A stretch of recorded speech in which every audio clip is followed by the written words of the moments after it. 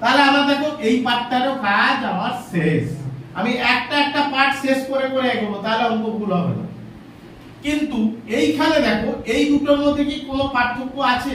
এই যে summation xi square আর summation xi, এই দুটো কি একই লোক না এদের পার্থক্য আছে? কি পার্থক্য আছে? এখানে বলা আছে সামেশন xi, এখানে বলা আছে সামেশন xi স্কয়ার। স্কয়ার, তাহলে xi স্কয়ার আলাদা লোক আর সামেশন xi আলাদা লোক। কি করে সামেশন xi বের করব? দেখো xi কিন্তু আমার দেওয়া আছে। কোনগুলো xi আমাকে আঙুল দিয়ে দেখাও। নাম্বার অফ xi কোনগুলো? নাম্বার অফ অবজারভেশন বলতে হবে। 20 80 160 40। গুড। তাহলে এই সংখ্যাগুলো অর্থাৎ এই চলরাশির মানগুলো, চলরাশি মানে কি? x1 এর মান ধরো 20, x2 এর মান 80, x3 এর মান 100, x4 এর মান 60, x5 এর মান 40। 40 নাম্বার অফ অবজারভেশন নয় কিন্তু এটা। নাম্বার অফ অবজারভেশন 20 কভার আছে, 80 কভার আছে, সবগুলো একবার করে আছে বলে তাই নাম্বার অফ অবজারভেশন 5। তাহলে তোমরা কি শুধু xi বের করতে বলেছে না সামেশন xi? তাহলে সামেশন xi করতে গেলে তোমাকে প্রথম এইটা লিখে দাও, অবশ্যই লিখতে হবে, তারপর যোগ করবে। প্রসেস অনুসারে করলে ভুল হবে না, আর ভুল হওয়ার চান্স থাকবে। তাহলে তোমাকে কি বের করতে হচ্ছে? সামেশন xi লিখে দাও আগে, সব সময় আগে লিখবে সামেশন xi, তারপর কি করব? যোগ। কার যোগ? চলো কোনগুলো? 20 80 160 40। কেন না এরাই এক একটা xi। xi মানে কি? x এর 1 নম্বর মান, x এর 2 নম্বর মান, x এর 3 নম্বর মান। তাহলে x এর 1 নম্বর মান 20, তার সঙ্গে যোগ করব, সামেশন বলেছে মানে যোগ, 80 যোগ করব, 3 নম্বর মান 100 যোগ করব, 4 নম্বর মান 60 যোগ করব, 5 নম্বর মান 40। তাহলে কত হবে যোগ করলে? 300। দেখো এইটা লেখার পরে কিন্তু আমি 300 করেছি, তার মানে আমার এই পার্টের কাজ শেষ, নট এই পার্টের কাজ। এই স্কয়ারের কাজ এখনো করিনি। কার কাজ করছি না? ব্র্যাকেটের ভেতরে কে কে আছে তার কাজ করছি। তাহলে সামেশন xi এর কাজ শেষ। শেষ। তারপরে কে পড়ে আছে? নাম্বার অফ অবজারভেশন দেখো বেরিয়ে বসে আছে। এইবার আমি কি করব? মান বসাবো। এতগুলো পার্ট শেষ না করে মানে আমি আসবো না, একটা করব একটা বসাবো এমন নয়, আমি সবটা আগে শেষ করব তারপর মান বসাবো।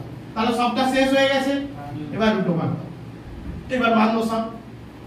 মুখে বলো কোনটার মান বসাচ্ছো? Summation xi square. Summation xi square. xi square কোথায় আছে? সামেশন দেখাও, স্টার্ট দাও ওখানে।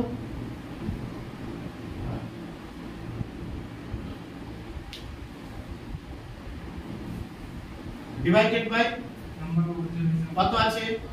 5। ওখানে 5 এ 7 দিয়ে দাও, একটা একটা মান বসিয়ে দিছো, স্টার দিয়ে দাও। মাইনাস কে আছে? মুখে বলো, মুখে বলো। সামেশন xi কত আছে? Summation xi 300। ওইখানে স্টার দাও, তার মানে ওর কাজ হয়ে গেল। তারপরে নাম্বার অফ অবজারভেশন 5 ব্র্যাকেট কোথায় গেল? ব্র্যাকেট দাও। স্কয়ার। গুড। এবার অঙ্কটা করো।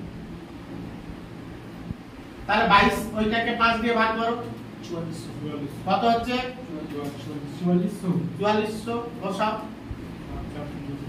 4400 মাইনাস, তাহলে কি করবে? এই অঙ্কটা সহজ করে করার নিয়ম কি? দেখো 300 বাই 5 আছে, আমি যদি স্কয়ার এর করি তাহলে বিরাট হয়ে যাবে। তাহলে আমি আগে কি করে দেব? একে এটা দিয়ে ভাগ করে দেব। তাহলে ভাগ করো 60 কেটে কেটে উপরে কেটে কেটে ভাগ করো 60 তাহলে দেখো আমার প্রসেসটা সহজ হয়ে যাবে। আমি 300 স্কয়ার আর 5 স্কয়ার যদি করতে যাই তাহলে অঙ্ক অনেক বড় হয়ে যাবে। তাহলে আমি সেটাকে শর্ট করে কি করছি না, আগে ভাগ 300 কে 5 দিয়ে ভাগ করে নিচ্ছি, তার স্কয়ার করছি। এবার করো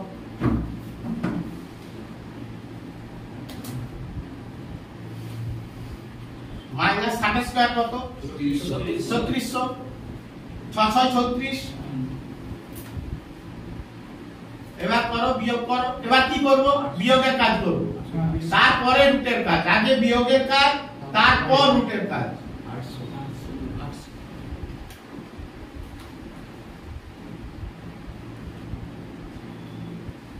তাহলে রুট 800 কে কিভাবে রুট করো? 28.28 বাস 28.28 একদম সুন্দর।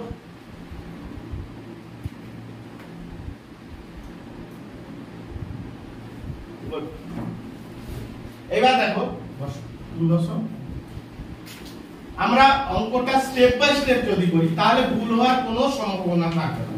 না হলে এই xi এর সঙ্গে এই xi গুলিয়ে ফেলবে এবং স্টেপ বাই স্টেপ না করে এই সামেশন xi স্কয়ার একবার তো বের করবে এখানে, আবার এখানে এসে কি তা স্কয়ার করে দেবে, যেটা ভুল। তাই জন্য আমরা step by step xi square যদি করি সেটা আগে বের করব, তারপর সামেশন xi স্কয়ার, তারপরে দুটি আমি সামেশন xi স্কয়ার করে দিলাম। তারপরে আমি কি করব না সামেশন xi স্কয়ারের মান বের করানোর পর এখানে আসব।